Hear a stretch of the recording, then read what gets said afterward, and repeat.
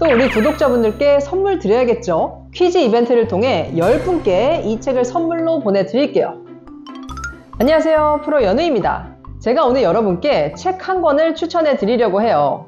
짜잔! 세계 바둑 랭킹 1위 신진서 구단의 인생과 바둑을 담은 에세이가 나왔습니다. 제목은 대국 기본에서 최선으로인데요. 제목부터 신진서 구단의 고뇌가 보이는 것 같지 않나요? 신진서 구단은 평소에 바둑 팬들과 소통할 기회가 없기 때문에 자신에 대해 잘 모르실 것 같아서 바둑기사 신진서가 아닌 인간 신진서를 보여주고 싶어서 이 책을 썼다고 해요.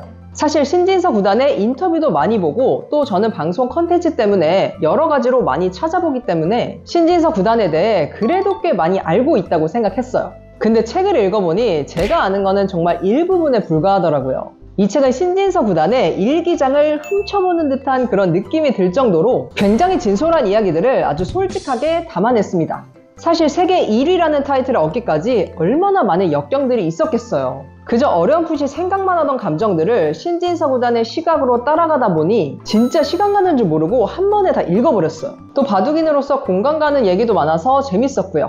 그리고 바둑 좋아하시는 분들은 놓칠 수 없는 목차가 있는데요. 바로 신진서 구단의 자전 해설입니다. 신진서 구단이 어떤 생각을 했고 또 이 수를 왜 뒀는지 등 디테일하게 나와 있어요. 스토리와 같이 기보를 보는 재미도 아주 쏠쏠했습니다. 서론이 길었는데 그럼 지금부터 제가 감명 깊게 읽었던 부분들을 몇 가지 소개해 볼게요. 2024년 2월 대한민국 바둑계를 뜨겁게 만들었던 신진서 구단의 농심배 기적의 6연승 다들 기억하시죠? 이 책은 신진서 선수가 홀로 남아 중국과 일본을 모두 무찔렀던 제25회 농심배의 마지막 대국을 앞둔 그 시간을 회상하면서 시작합니다. 저도 이때 신진서 선수를 응원하면서 또 한편으로는 마음 졸이면서 그 대국을 감상했던 그때가 떠오르는데요. 모두가 같은 마음으로 대국을 보셨을 거라 생각해요. 과연 내가 5명의 최강 기사들을 모두 이길 수 있을까? 첫 상대인 이야마 유타 구단과의 대국부터 마지막 상대인 구쯔아 구단과의 대국까지 신진서 구단이 어떤 마음으로 대국에 임하고 또 위기의 순간 어떻게 대처했는지 상세한 감정의 흐름을 엿볼 수 있었습니다. 그중 기억에 남는 에피소드가 있는데요. 경기 준비를 위해 매일 홍민표 감독님 방을 드나들던 신진서 구단이 하루는 노트북을 들고 호텔 엘리베이터를 타고 감독님 방으로 가다가 농심배 마지막 주자인 구쯔아오 선수와 마주쳤다고 해요. 어떻게든 이겨보려고 나머지 공부를 하는 모습을 들켜버린 것 같아서 살짝 민망했다라고 해요. 아, 신진서 구단도 사람이구나 하면서 뭔가 인간미가 느껴졌어요. 이렇게 신진서 구단의 귀엽고 솔직한 생각들을 엿볼 수 있는데 그 어디서도 볼 수 없는 것들이라 정말 재밌게 읽었습니다. 또 뒤쪽엔 농심배 기보와 자전 해설도 있으니까 신진서 선수의 생각을 함께 따라가며 기보를 즐겨보시길 추천드려요. 이 챕터에서는 신진서 구단이 겪은 가장 큰 슬럼프에 대해 이야기하는데요. 신진서 구단이 한동안 메신저 프로필에 참을 인자를 적어놨었다고 해요.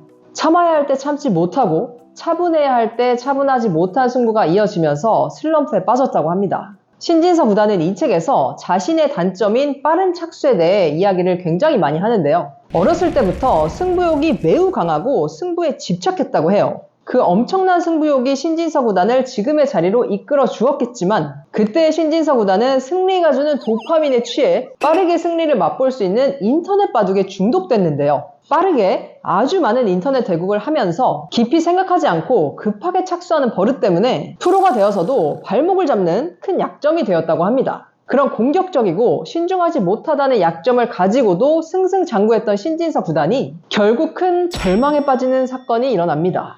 바로 2016년 LG배 당이페이와의 준결승. 결국 나는 이 대국에서 내 인생 최악의 수라고 할 수 있는 악수를 두고 말았다. 축구로 치면 골문 바로 앞에서 툭 밀어넣으면 되는 공을 하늘 높이 멀리 차버리는 것 같은 수였다. 1시간 20분이라는 넉넉한 시간이 있었음에도 나는 내 감정과 성급함을 이기지 못했다. 대국을 잘 이끌어가던 신진서 구단이 중반에 이르러 경솔하게 착점하며 손해를 보기 시작했고 마음을 다잡고 집중했으면 충분히 뒤집을 수 있었음에도 감정에 지배당한 신진서 구단은 최악의 악수를 두며 패배하게 됩니다. 첫 번째 세계대회 우승의 기회를 날려버린 거죠. 이때 신진서 구단의 눈에 가장 먼저 들어온 건 바둑판이 아니라 대국장의 창문이었대요. 당장이라도 그쪽으로 달려가서 뛰어내리고 싶었다는 솔직한 심정을 얘기합니다. 신진서 구단은 이날 이후 바둑을 내가 계속해도 되는지 의문이 들 정도로 큰 절망감과 자책에 빠졌는데요. 어렸을 때부터 각종 최연소 기록을 경신하며 앞으로 나가고만 있었기 때문에 실패를 받아들이고 회복하는 방법을 알지 못했다고 해요. 그날 느꼈던 좌절과 이어진 절망이 바둑의 인생에서 가장 크고 길었다. 안 좋은 마음이 꼬리에 꼬리를 물고 커져서 불안과 두려움이 신진서 구단을 괴롭혔습니다. 하지만 그저 여기서 포기할 수 없다는 마음으로 하루하루 경기를 해 나가다 보니 그렇게 몇몇 대국에서 승리하게 되고 그 작은 위로가 쌓여 다시 희망을 얻었다고 합니다. 저도 이 대국 기억이 나는데 바둑을 계속 해야 하는지 의문이 들 정도로 신진서 구단에게는 큰 사건이었다는 걸 이 책을 통해 알았어요. 우리가 겉으로 보는 것보다 정말 힘든 시간을 견뎌냈구나 싶어서 놀라기도 했고요. 하지만 좌절의 순간에도 가야 할 길을 묵묵히 한 걸음씩 내디디면서 결국은 극복한 모습을 보고 저도 참 많은 생각이 들었어요. 왜냐면 저도 9년 동안 유튜브를 하면서 정말 많은 위기가 있었고 그만둬야 하나 수없이 생각했거든요. 근데 그냥 꾸준히 했어요. 그랬더니 어느 날 갑자기 뭔가가 터지면서 채널이 활기를 찾고 그러다 또 위기가 오고 그럼 또 일단 그냥 해보고 그렇게 여기까지 오게 됐어요. 앞으로도 또 위기의 순간이 오겠지만 묵묵히 내가 할 일을 해 나가야겠다 하는 다짐을 하는 계기가 됐습니다.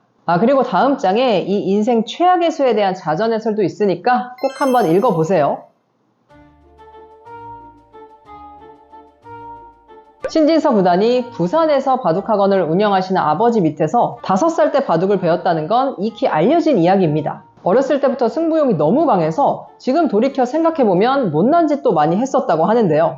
예를 들면 바둑에서 지고 돌 정리도 안 하고 가버리는 철없는 행동도 종종 했다고 합니다. 그런 천방지축 같은 신진서 구단을 잘 다듬고 깎아내는데 아버지의 많은 노력과 가르침이 있었다고 하는데요. 아버지는 내 인생의 가장 큰 바둑 스승이자 코치이다. 바둑을 두는 사람으로서 어떻게 살아가야 할지 가르쳐주신 분이 아버지다. 세계 정상의 실력을 갖췄다는 지금도 아버지의 가르침이 필요할 때가 있는 것 같다. 하지만 너무 엄격한 가르침에 신진서 구단도 도망치고 싶을 때가 있었다고 해요. 아버지가 얼마나 엄한 교육을 하셨는지 알 수 있는 에피소드가 있습니다. 신진서 프로의 질풍노도의 시절 바둑 공부에 집중하지 못하는 모습을 보신 아버지가 새벽 2시에 신진서 프로를 갑자기 집에서 내보내며 바둑학원에 가서 공부하고 오라고 한 적이 있다고 해요. 와, 이거 새벽 2시? 그러니까 정신 차리라는 거죠. 아니, 새벽 2시에 학원에 가서 공부를 하고 오라고요? 저였으면 너무하다는 생각에 반항하면서 그냥 방에 들어가서 잤을 것 같거든요. 근데 신진서 프로는 또 아버지가 시키는 대로 합니다. 나는 아버지가 시키니까 그 길로 밤길을 걸어 아버지가 운영하는 바둑학원에 갔고 깜깜한 바둑학원에 불을 켜고 들어가 혼자 바둑판 위에 딱딱 소리를 내며 바둑을 두는데 기분이 묘했다.